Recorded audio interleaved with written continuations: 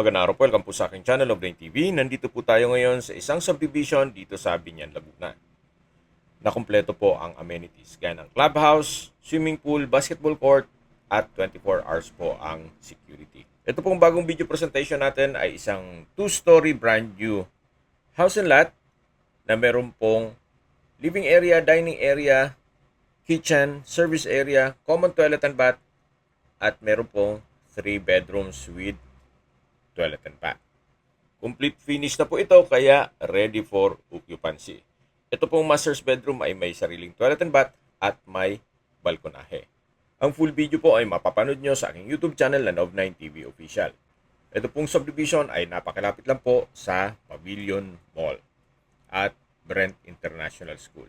Binebenta po ito ng owner sa halagang 5.5 million pesos. Kung may mga katanungan po kayo, tawag lang po kayo sa aking numero. Maraming salamat.